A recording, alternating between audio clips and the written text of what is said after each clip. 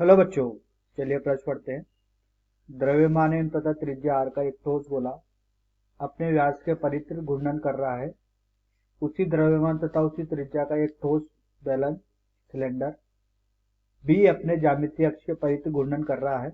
यदि बेलन के घूर्णन की कोणीय चाल दोगुनी है तो दोनों की घूर्णन गतिज ऊर्जाओं का अनुपात होगा। चार विकल्प दिए गए हैं बच्चों, बताना कौन सा विकल्प सही है।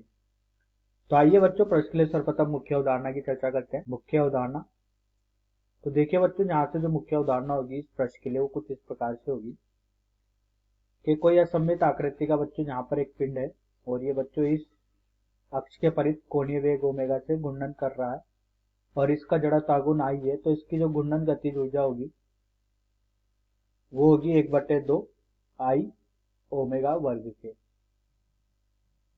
तो आइए बच्चों इस मुख्य उदाहरण के आधार पर प्रश्न को हल करते हैं।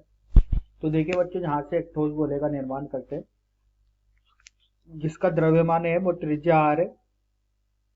तो देखिए बच्चों, जहां से जो ठोस गोला जिसका द्रव्यमान है वो त्रिज्या आर है उसका निर्माण यहाँ पर कुछ इस प्रकार से किया गया है। और एक बेलन है बच्चों, बेलन का भी निर्माण कर लेते हैं। तो ये बेलन है बच्चों, ये एक अक्ष के परित बच्चों ये कोणीय वेग ओमेगा से घूर्णन कर रहा है। इनका द्रव्यमान एम है और त्रिज्या आर है दोनों का, और ये व्यास के परित घूर्णन कर रहा है बच्चों कोणीय वेग ओमेगा से। बच्चों प्रश्न में बोला गया है कि अगर इसका कोणीय वेग दुगना कर दिया जाता है, ठीक है, तो देखिए बच्चों, अगर इसका कोणीय वेग ओमेगा है तो इसका कोणीय वेग कितना हो जाएगा बच्चों, ये हो जाएगा 2 ओमेगा। तो देखिए बच्चों, यहां से जो घूर्णन गतिज ऊर्जा होगी ये होगी 1/2 आई ओमेगा का वर्ग।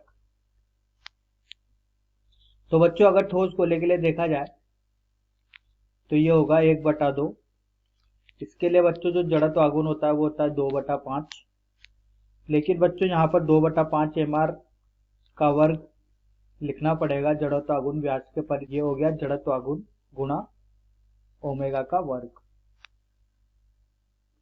तो देखिए बच्चों, यहाँ से जो इसकी घूर्णन गतिज ऊर्जा है वो आई है 1/5 m r का वर्ग। अगर बच्चों यहाँ से बेलन के लिए देखा जाए तो ये होगा बच्चों 1/2। इसके लिए आई का मान होगा बच्चों 1/2 m r का वर्ग गुणा ओमेगा का वर्ग।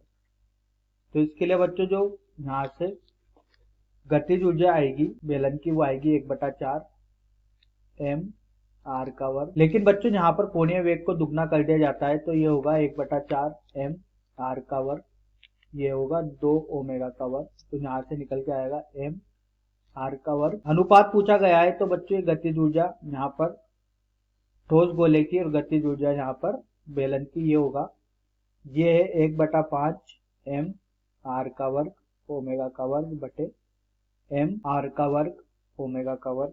तो बच्चों यहाँ से इससे कट गया तो यहाँ से अनुपात आया 1/5 के। तो देखिए बच्चों, जो सही विकल्प होगा वो 1/5, तीसरा विकल्प सही होगा। आशा करता हूँ आपको यह समझ में आया होगा। धन्यवाद।